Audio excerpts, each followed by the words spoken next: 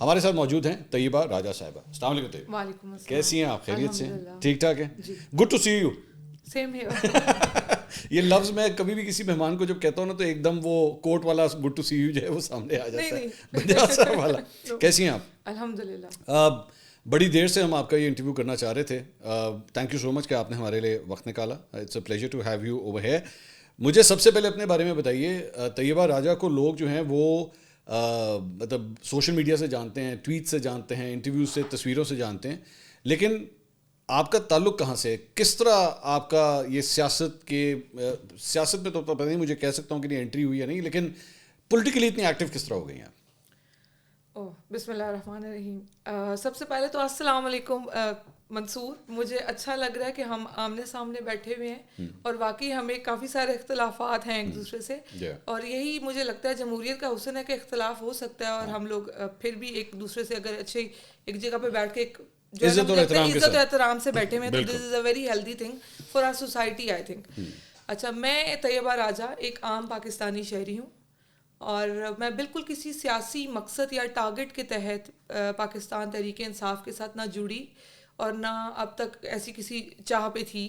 اگر اللہ تعالیٰ نے ایسی کوئی چیز لکھی ہوئی ہے تو مے بی وہ آگے ہو جائے. جو راہ جس راستے پہ لا کے کھڑا کر دیا گیا اس کا کوئی نہ کوئی پرپز ہوگا, میرا ایسا ماننا ہے.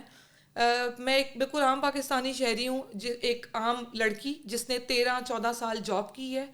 میں ایک سیلف میڈ پرسن ہوں. میری پہلی جاب ڈیٹا آفس کی تھی. اس کے بعد میں نے جیز میں کام کیا ہے, میں نے نادرا میں کام کیا ہوا ہے. میں نے 7 سے 8 سال تقریباً 8.25 سال اسلام آباد کے ایک پرائیویٹ فرم پہ ایک سیلون پہ ایز این اکاؤنٹس مینیجر کام کیا. اور میرے لیے سب سے سیکیور جاب وہ اس لیے تھی کہ وہ ایک عورتوں کی جگہ کی جاب تھی. کوئی آدمی اندر نہیں آ سکتا, میں اپنے ٹائم پہ اپنی نماز وغیرہ پڑھ سکتی تھی. تو میں نے ایک فیلڈ میں 8-8.25 سال کام کیا. ٹھیک ہے. اور میری ساری کوالیفیکیشن جو ہے وہ پنڈی سے ریلیٹ ہے. میری جو اسکولنگ رہی وہ نارمل لوکل اسکولنگ کی رہی. پنڈی سے ہے. میرا آبائی گھر ابھی بھی پنڈی میں ہے, بٹ آئی لیو ان اسلام آباد. اچھا, تو یہ پی ٹی آئی کے ساتھ اتنا ایکٹیولی جو ہے وہ لگاؤ کب سے شروع ہوا؟ 2022. وائی؟ مجھے 2022 میں اپنی کسی ایک پرسنل ریزن کی وجہ سے بھی کچھ سسٹم کی چیزوں کا سامنا کرنا پڑا. کبھی ایک آفس, کبھی دوسرا آفس. پچھلی گزری ہوئی زندگی میں آپ کہہ سکتے ہیں جاب کرتے ہوئے اکثر اوقات, کیونکہ میں سیلون فیلڈ سے تھی تو رات میں لیٹ ہو جانا, مجھے ٹریول, کیونکہ میرا گھر میری جاب پلیس سے 1 آور ڈسٹینس پہ ڈرائیو. ٹھیک. تو میں نے کئی بار یہ فیس کیا کہ پولیس آپ کو روکتی ہے. میں نے کئی بار دیکھا, میں کریم پہ سفر کرتی تھی تو مجھے پولیس نے کئی بار رات میں 2 بجے 3 بجے روکا. تو وہ نا میرے ساتھ 1 بار 2 بار پولیس بدتمیزی کر چکی ہوئی ہے ماضی میں. میں نے یہ چیزیں سسٹم کا حصہ دیکھی ہیں کہ کوئی ادارہ ٹھیک نہیں ہے, اور عام پبلک کو جب کوئی پرابلم ہوتی ہے, چاہے وہ کسی چھوٹے سے چھوٹے مسئلے پہ ہو, تو اس سے اتنا بری طرح ٹریٹ کیا جاتا ہے. تو وہ آپ کہہ سکتے ہیں کہ ڈاٹ کنیکٹ ہیں سارے. 2022 میں مجھے ایک پرابلم کی وجہ سے کچھ آفیسز جانا پڑا. میں نے دیکھا کہ سسٹم کتنا بری طرح, سرکاری آفیسز. تو مجھے اندازہ ہو کہ یہ کیا مطلب, یہ کیا ملک رہنے کے قابل ہے, یہاں کیسے رہیں. جب رجیم چینج ہوا تو مجھے بہت غصہ تھا. نہیں, لیکن 2022 سرکاری دفاتر, اس میں تو خان صاحب کی گورنمنٹ تھی. نہیں, یہ ہو چکا تھا, خان صاحب کی گورنمنٹ جا چکی تھی. اس کے بعد رجیم چینج ہو چکا ہوا تھا اور چیزیں نا جیسے کلیکٹ ہوتی گئیں ایک ساتھ.